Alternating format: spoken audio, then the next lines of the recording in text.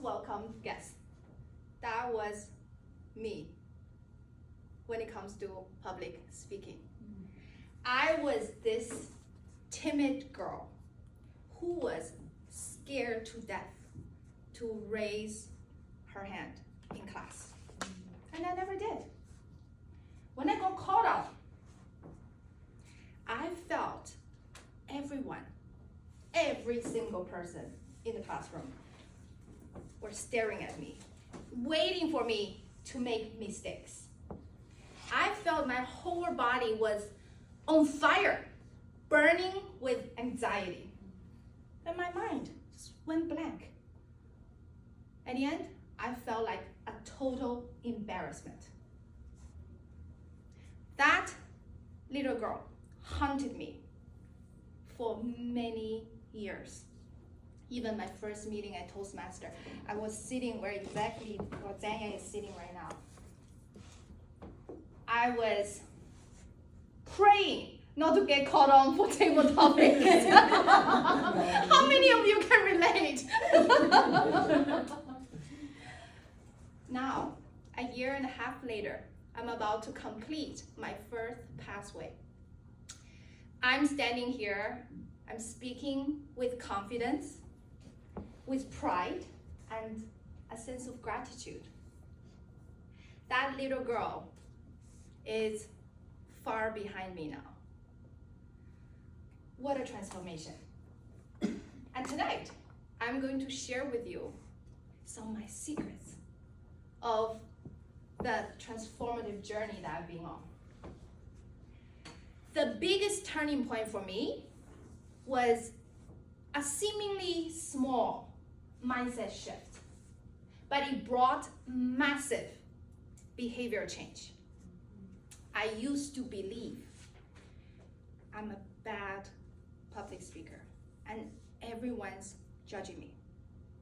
That limiting belief made me anxious speaking in front of people. And guess what? I avoid speaking in front of people as much as possible. When I had to do it at work, I just felt so nervous and stressed. Guess what? Then it affected my performance. With that, it created this vicious cycle. The more anxious I feel, the more I avoid. The more I avoid, the more anxious that I feel. Then I got caught in that cycle for many, many years. Until a year and a half ago, I just got so sick of the way that I was feeling about myself.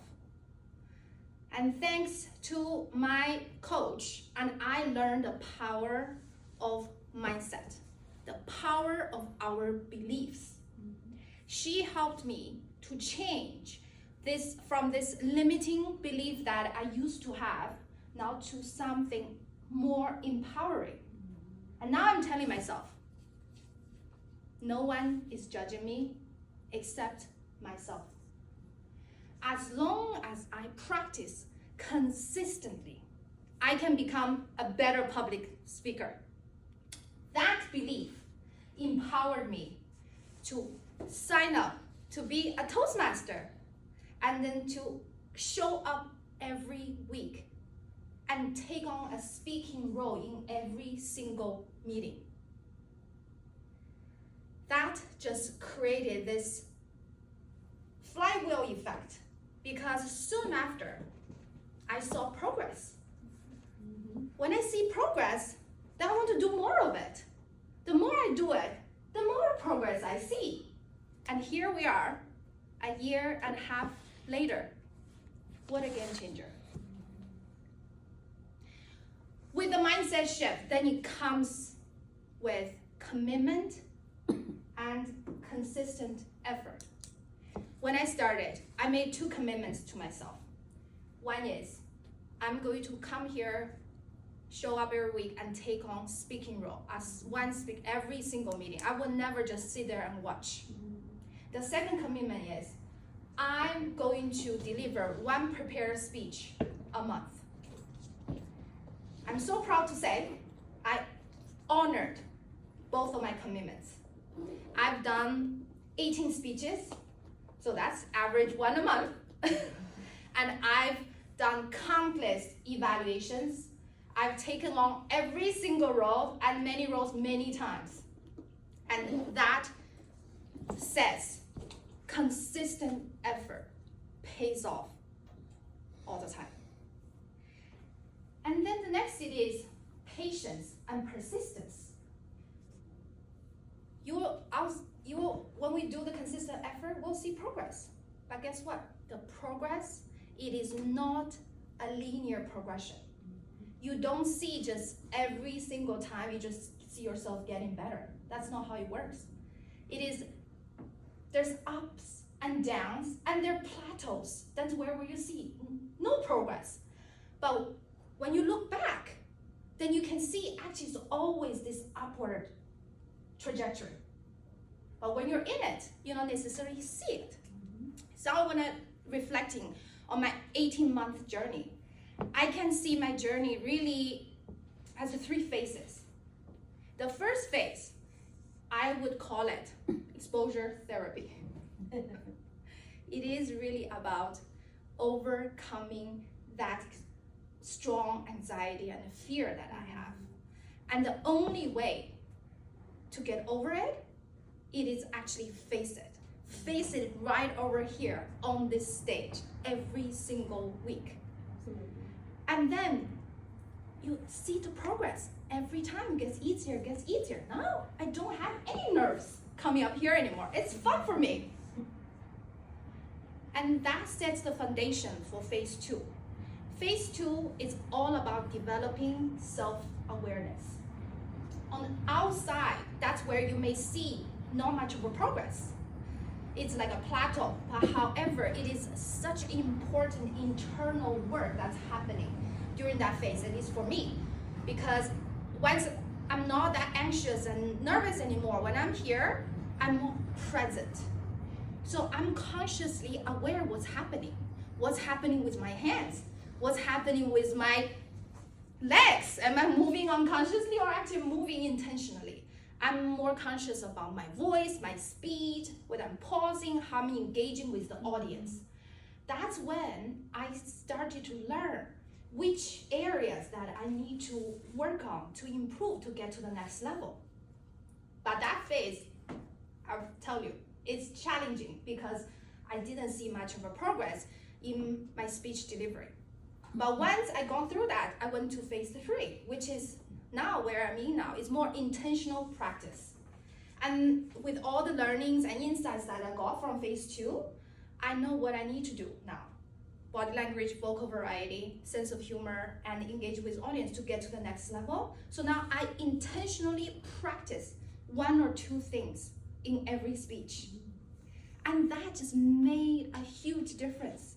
And I can see my delivered speech just got better week over week. The key it is to stick with it. Don't give up.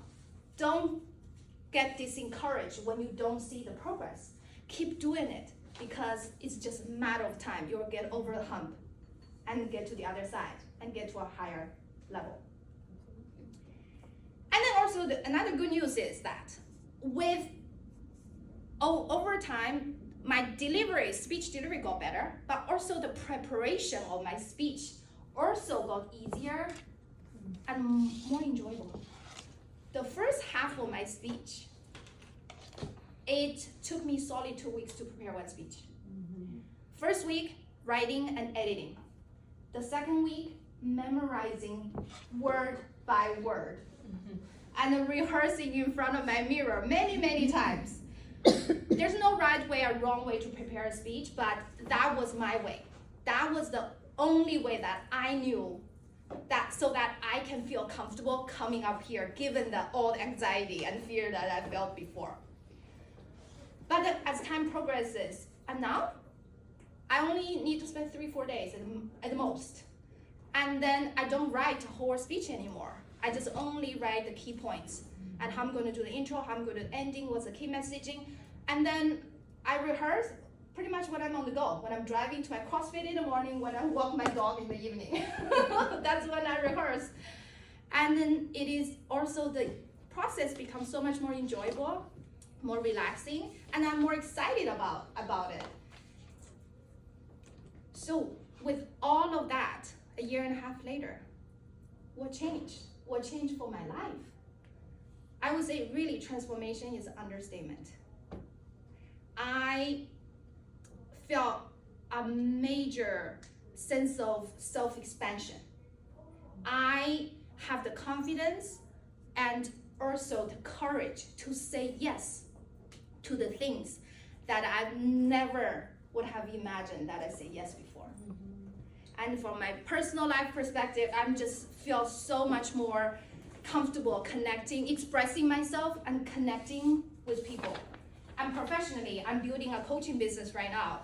And I feel just so much more comfortable putting myself out there in person or online. And that just makes a huge difference.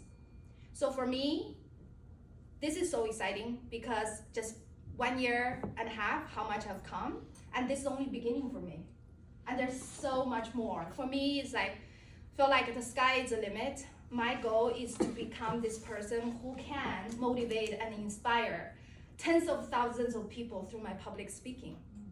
And then by doing the speaking here week in and week out, I believe all is possible. So fellow Toastmasters and the most welcome guests, whatever your public speaking goal is, as long as you make a commitment and then you put in the consistent effort, you be patient and persistent, whatever your goal is, all is possible.